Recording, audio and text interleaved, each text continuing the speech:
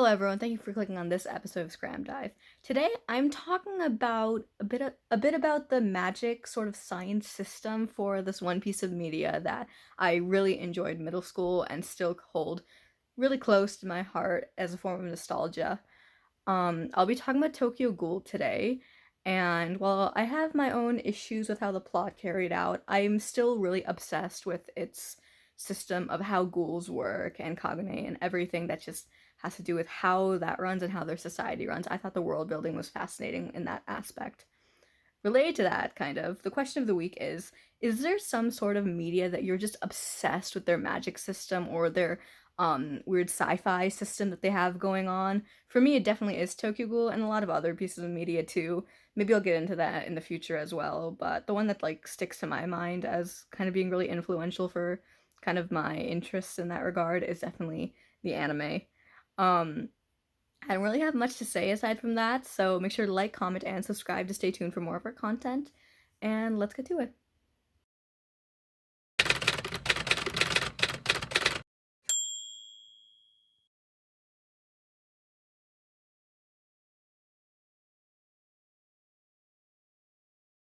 Hey everyone, so today I'm going to be doing a bit of a shorter episode because it's just me this time, and I'm basically going to be talking about an anime that's had like a huge influence in my art style and just like the stuff I enjoy in stories, a bit of tragedy here, a bit of just grittiness there, like some grimdark.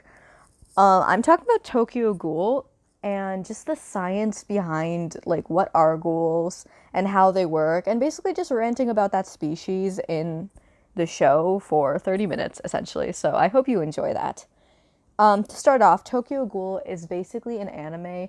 I think it aired sometime in I think the manga, I believe it started in 2013,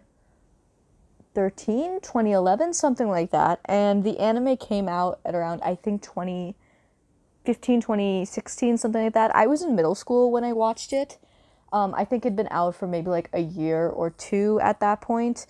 I'm not sure. I don't actually have that written down, but I will put up the actual date on the screen just to double check. I did a bit of basic research for this. Most of it is at the top of my head, though, because I'm a huge fan of Tokyo Ghoul.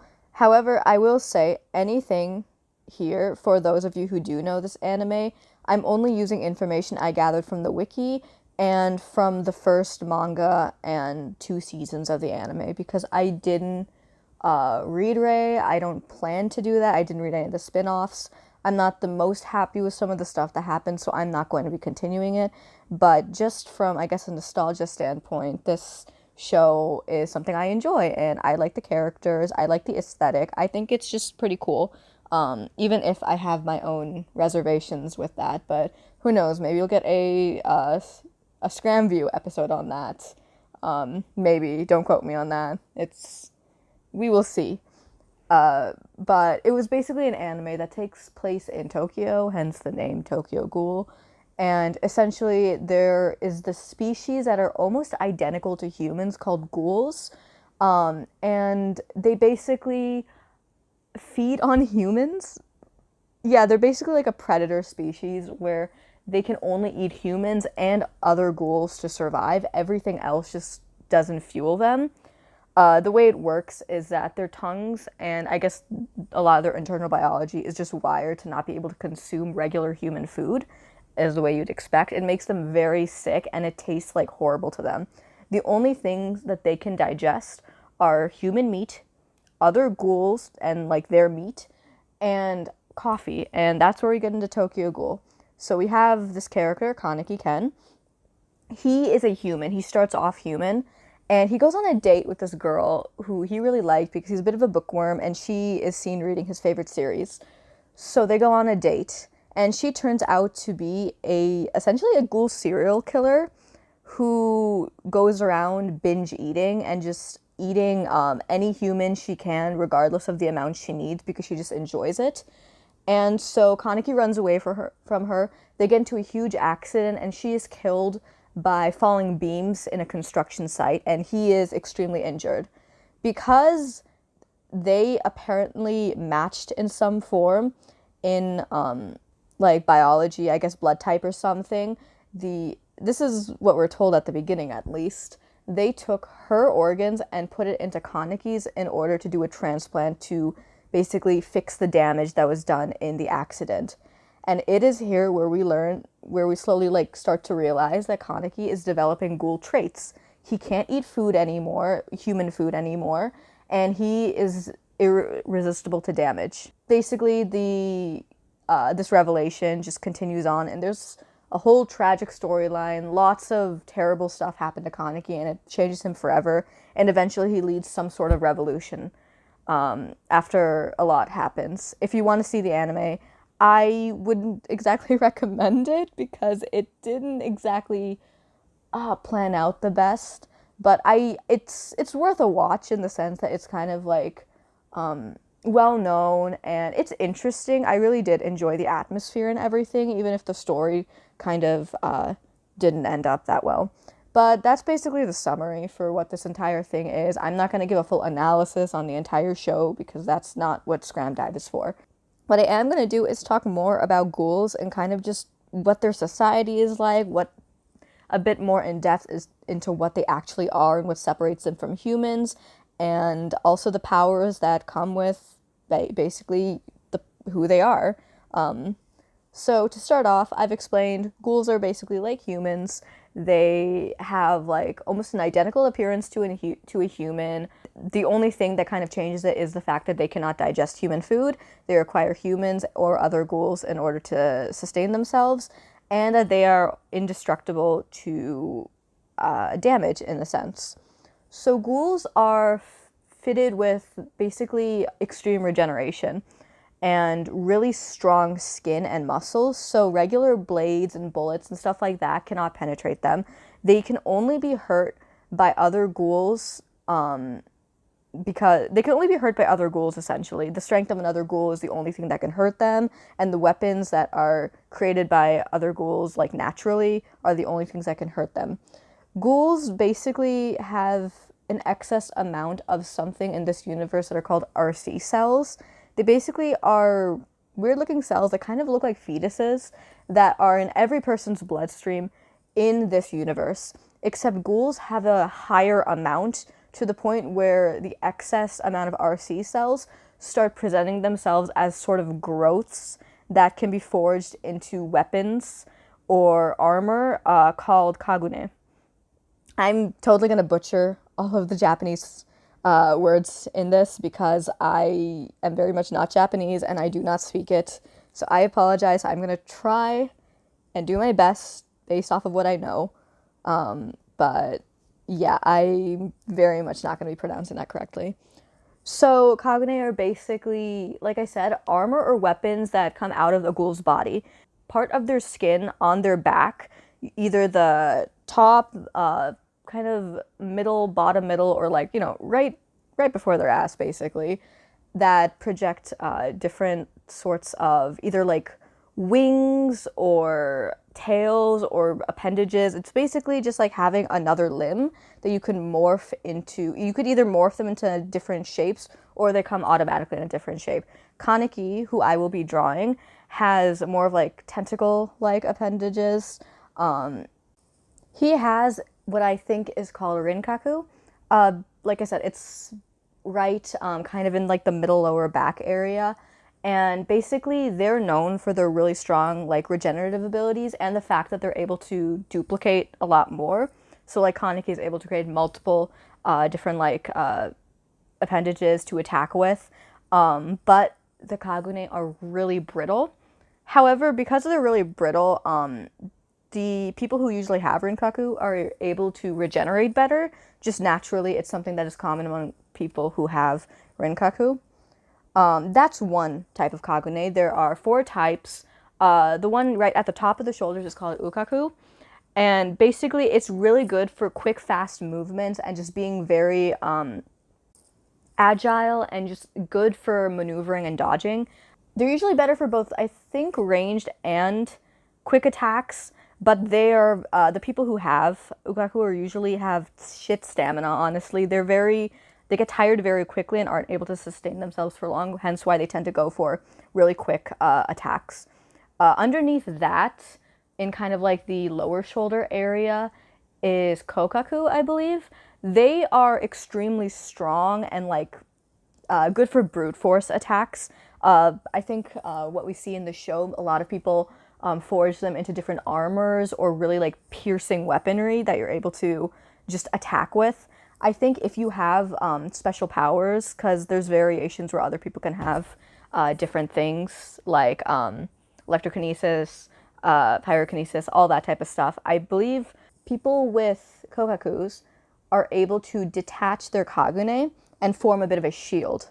I've heard of that being a specific facet that's found with that Kagune.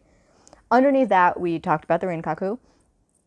And right like in the lowest portion of your back, basically, are Bikaku. And they're known for being the perfect middle ground of all of the Kagune combined, where you could basically use them for almost any attack, essentially.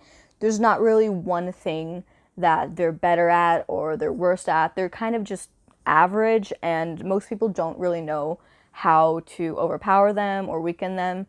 It's mostly just they're the middle ground. They're the average. They're pretty good at what they do, and the ghouls don't have anything specific that they are better at or that they're weaker at based off of their biology. On top of that, if you can combine different types of Kagune, it's really rare and it's called chimeras.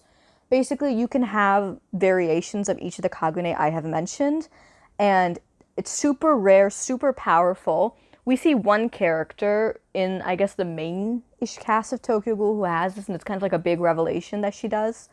And she's super OP, and she was a child at that time too, so it was pretty cool. That's pretty much it for the Kagune part. I will explain more in depth towards the other powers in a little bit. But one thing that makes the ghouls recognizable aside from the Kagune compared to humans is the fact that when they are hungry, their eyes turn completely bloodshot, or sorry, they turn completely black and their eyes go red. I'm sure if any of you guys watch anime, you've probably seen like pictures of that and stuff.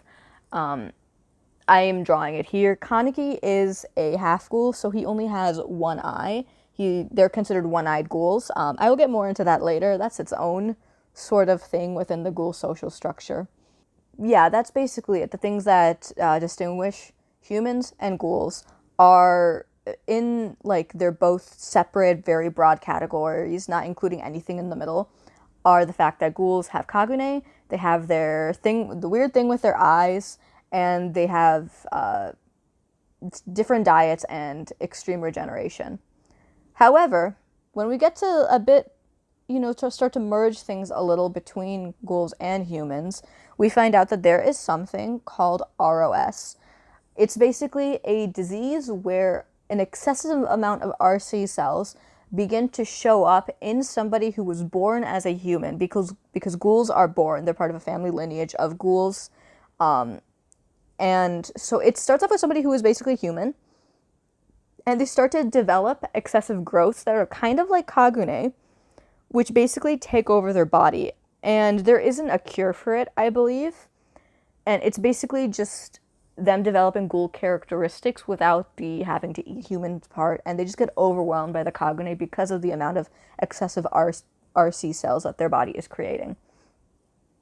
On top of that, we also have 2, or technically 4, variations of sort of half ghouls, kind of hybrid human type of things. So we have, first of all, one-eyed ghouls. They're basically ghouls that have a ghoul parent and a human parent. Yeah, humans and ghouls can reproduce, but there are a lot of issues that come along with it. If you are, let's say, if you are like a female and you are a ghoul and you have a child with a human, the issue is that your body will feel like the human and the ghoul in it, and it'll basically just spontaneously abort the child. It'll eat it, essentially. If you are a human and your partner is a ghoul, then you simply will not be able to sustain the child because you will not be able to give it the proper nutrients that it needs in the form of human flesh. So if you would have to eat human flesh if you are a human, and if you are a ghoul, you will have to eat human food, which can be dangerous for both, and most often you just can't have a child. It's pretty rare. It's happened, I think, in 2 cases in Tokyo Ghoul with Eto and Kaneki's child. Although the child is technically quarter human and the rest is ghoul, so that might have helped a bit. We also have half humans, which are basically humans that were created in a lab of sorts to kind of represent and have ghoul characteristics. Not to the point where they're able to have Kagune, have like their eyes and all of that stuff, but they basically are just more resilient, I guess. We see this in Arima. He is considered the one-eyed king for this reason. That is some lore that you will know if you watch Tokyo Ghoul. Basically the perfect person in the middle of both the human and ghoul hybrids who are able to bring everybody together. He is half human, created in a lab to have those characteristics, which is why he is considered that. After that, we have humans that were turned into ghouls in a partial way and almost full way. They're still humans, but they were, I guess, had surgeries and took medication to turn them into ghouls and to have those characteristics. First off, we have Kaneki. He was actually done as an experiment to figure out how humans can develop and use ghoul characteristics. So it wasn't actually an accident that he got Rize's organs. It was done purposely. They fitted him with the tissues on her back that developed Kagune. And it basically just started creating excessive RC cells and turned him into a half ghoul. Or one-eyed ghoul, for that matter. That is the original way we are shown that hybrids exist. But in Rei, I'm not the most familiar with it again, so some of these facts might be a bit wrong. We have the Kinks, who are basically CCG agents, which is the organization that's used to kind of kill ghouls and stuff, because they're humans don't really want to be eaten, and because of that they end up persecuting ghouls. I'll get into more of that later. So they created a sort of human weaponry where they took agents and picked and choose different parts of ghoul biology in order to add to them. So they are able to digest human food, but they're also able to develop Kagune and have a bit more resilience. They also have one ghoul eye, and it is the opposite as normal one-eyed ghouls usually have. I think that kind of covers all of the powers and sort of differences between what exactly ghouls are. Although I should mention, as kind of, I briefly mentioned this previously, but ghouls can have different powers as well. Usually it is hereditary. In Tokyo Ghoul, we see that Toka and Ayato, their family has hereditary electrokinesis. So they're able to, along with Yomo, are able to basically just channel electricity and use that with their Kagune. We see another character whose name I am forgetting. I will put him on screen with the name, who is able to control fire. And then there's another ghoul who is able to create copies of himself, and basically just, create copies of himself and duplicates with his Kagune, so that they're just, it's what it says. He creates copies of himself. We also have people who are able to take their shield, take their Kagune and make it into a shield or a wall of sorts. And I believe those are all the powers I know at the top of my head. They are very rare, usually hereditary, and extremely powerful. Not something that is commonly known to ghouls, and even other ghouls usually find that to be like, wow, that's terrifying. So going into some of the more grittier bits of all of this, we should probably, I'm going to talk about Ghoul Society. So in Ghoul Society, there are, honestly, it's all almost underground, essentially, from what I have seen up until the first Tokyo Ghoul manga. Ghouls are a persecuted species in Tokyo, and I believe the rest of the world too, although I'm not sure if they really expanded upon that much. Basically, they because they eat humans, all the humans want to get rid of them and kill them. It's kind of just an unfortunate situation. And Tokyo, specifically, has developed a task force called the CCG, which is used to find and just eliminate any ghouls, and they put them in a prison. The prison, unfortunately, usually has a bunch of herbs and a lot of bad stuff involved, so it's not a good place, and the CCG are shown to be in the wrong for most of the series. One thing that they do is that they take Kagune and another thing called Kakujo, which I will elaborate in a second, and create their own weaponry from those pieces of armor and weaponry from dead ghouls. So they take their corpse and basically use them to make weapons, and it's really terrible. But because of this, most ghouls end up living underground and pretending to be humans. They eat human food, they either participate in human society or completely go off the grid. And because they don't really have that much support in the human world itself, those who prefer to stay more off the grid, or just even like at night when they go hunting and all that stuff, there tends to be a lot of conflict and gangs. Some of the more important groups that are shown in Tokyo Ghoul, the first manga series, are Anteku, Algiri, and the Gourmets. So Anteku is basically this restaurant or cafe, that is run by a bunch of ghouls. And essentially, because coffee is the one thing that ghouls are able to share with humans, like they both can appreciate coffee, it's considered something that's like something that can bring them both together. So we have these ghouls who opened a coffee shop where they work and feed on people who have committed acts. So they go and find corpses rather than actually killing people, and it's known as this bit of a haven in Tokyo where any ghoul who is in need can kind of come in and join them, and it's a bit more of the peaceful part of the entire ghoul underground. After that, we have the Gourmets. They are basically the ghoul elite. They are honestly terrible. They kidnap humans and use them in games where they put the humans against each other to kill and then they eat them, essentially. They are usually known for being a lot more cannibalistic and are generally they're basically just a bunch of rich people who are just trying to have fun by watching other people. I don't know if they go more in depth into this in Ray, but personally, I don't care enough. They didn't give me good vibes. I'm not gonna bother looking into that.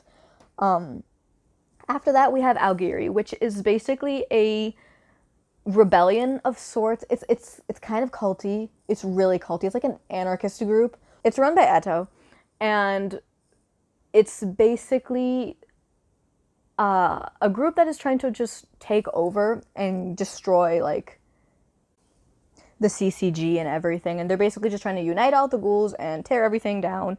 And it sounds good in theory. Many ghouls do join the cause because they're absolutely tired of being controlled by humans and persecuted. But the people running it are very much not good or the best, and a lot of them are horrible people who actively just enjoy the suffering of others, and that's something that happens in the show. It's really bad and terrible, and eventually I believe it kind of branches out, and we get a group called the Goats, which is a similar rebellion movement for ghouls. However, it is more peaceful and it's run by Kaneki. I think that happens in Ray. I'm not exactly sure about how the entire setup happens, but I know that is a thing. So when we get into like more of like the ghoul hierarchy and how they view others, it's a lot of like survival of the fittest. If you're not strong, then they look down on you, and it's just really fucked up. Ghouls tend to wear masks in society when they are going out in their ghoul form to hunt, just so that they're not recognized by the CCG or other people, and that their human aliases aren't compromised. They have, with their hierarchy, they also have a weird relationship with hybrids. I don't know if they elaborate much on this later on too, but in the first season of Tokyo Ghoul, essentially, they're treated as kind of like a almost fetishized commodity of sorts. Like, wow, they're so rare and they're so unique that they're a perfect hybrid between humans and ghouls, and they're basically just pretty much mistreated and kind of persecuted almost. It's pretty bad. I don't actually know how Algiri handles it with their leader being a half ghoul, but I do know it's something that puts Kaneki in a lot of trouble and gets him honestly and going through a lot of horrible situations. We can go through that in an actual review later. If Steven would want to do that, I would be perfectly fine and happy. But that's kind of just the gist of how they're treated there. So the final thing I want to talk about is honestly my favorite thing. So I mentioned the name Kakuja before. Again, probably not pronouncing it well. But basically Kakuja are what happens to a ghoul when they cannibalize too much. So while I said the ghouls are able to digest other ghouls, the issue is that doing so raises their RC levels. And while that is good for regeneration, so if somebody needs to regenerate really quickly or become stronger, feasting on another ghoul is usually a good option. But if they do so too quickly in too short of an amount of time, they can develop something called a Kakuja. And they're basically this armor type of Kagune that forms around the person. Even their own Kagune gets extremely distorted and really strong too. It's almost completely unbreakable. The CCG uses them as armor for their officers because of how strong it is. And basically, they get this almost unbreakable armor, and they go insane. They feel nothing but the urge to cannibalize and are basically just ravenous and hungry for more meat, essentially. And they become extremely violent, extremely unstable. And it's really interesting to watch in the show itself because this happens to Kaneki. And I loved it. I love that entire scene. It was so tragic. Basically, the more you keep eating the more you keep eating ghoul flesh, the more it becomes almost a drug of sorts that kind of just overwhelms you until you just want more and you want more and you just want to be more powerful and strong. It has that type of urge to it. There are a few stages to that. You have a half Kakuja, which is what happens in the middle. Basically, when you're starting to develop that sort of armor, but you haven't fully reached that stage yet. And then you have a full Kakuja, which is extremely strong, and you become extremely dangerous. And the interesting thing is that you tend to have a bit more control over your mental state as a full Kakuja rather than a half Kakuja. It's essentially being overwhelmed with all of the... I believe that the reason is because you get overwhelmed with RC cells very quickly that cause just your mind to not be able to follow that, and it gets extremely overwhelming. But if you keep eating ghoul flesh over a longer amount of time, like for shorter periods, you can basically slowly develop this armor and become unstoppable and extremely strong. It's kind of like honing your skills and kind of slowly just like building up your Kakuja and Kagune in order to become extremely strong. I just want to end it with that one because I think it was really cool. And it's one of my favorite parts about the ghoul science. I just think it's really like poetic, kind of, how if they like indulge too much, they basically just get overwhelmed and they can't stop. And it's something that I thought was used pretty well with Kaneki, especially. I believe I covered everything in my rant. I don't think there's anything left. I really just like Tokyo Ghoul, and I'm obsessed with its sort of like its more scientific aspect when we do come into like the definition of what ghouls are and how that entire thing works. It's not really talked about as much in the show. I know there was this theory mentioned by Arima that all humans will eventually become ghouls, and I fully believe that theory. I think that the development of more and more RC cells is some sort of genetic mutation that is slowly affecting everyone. But the thing is that wasn't really elaborated on much either, and as far as I know, there wasn't a lot of development going into how this happens, why it happens, and how it'll continue. All I know is that it started off with somebody who developed a sort of dragon type of Kakuja form, who developed an excessive amount of RC cells that kind of just went into everybody and it started a mutation. And I just think it's interesting to see how that affects the way that they act, what their hierarchy system is, like with the survival of the fittest and all the strength, and how the humans view them as such a difficult and horrifying, I guess, threat to them, to the point where they end up becoming the monsters themselves, trying to get rid of it and be safe. And it's just one of the reasons I enjoyed Tokyo Ghoul while I did watch it. And yeah, thank you so much for listening to this really nonsensical ramble. Again, it's a more casual episode. We had some scheduling issues, so I wasn't able to get the full video essay that I wanted to get done. But I guess it'll give me more time for the next SKRAMMDIVE in order to make it even better. So I just hope you kind of enjoyed me having fun. I kind of needed this after finals just to talk about one of my favorite, I guess, systems in a anime. So yeah, make sure to like, comment, and subscribe to stay tuned for more of our content. And yeah.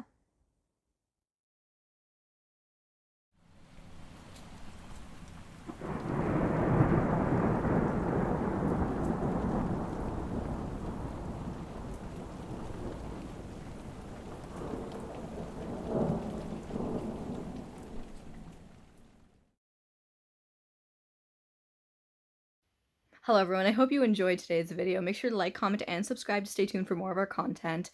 I hope you liked how the final artwork turned out. I'm actually really, really proud of it. I think it looked really cool, and I used like a technique that I haven't used before. I haven't really drawn cities ever, and I really enjoy just blurring it and just getting to play around with that. So I really hope you did like it. That's kind of it. Make sure to let us know down below if there's any sort of media that you think that its magic system or its science system is super cool. I'd love to know, and honestly, I might check them out myself if it sounds cool enough. I'm always interested in looking for things that have like that type of world building. Anyways, thank you so much for watching the video again, and I really hope you enjoyed. Bye!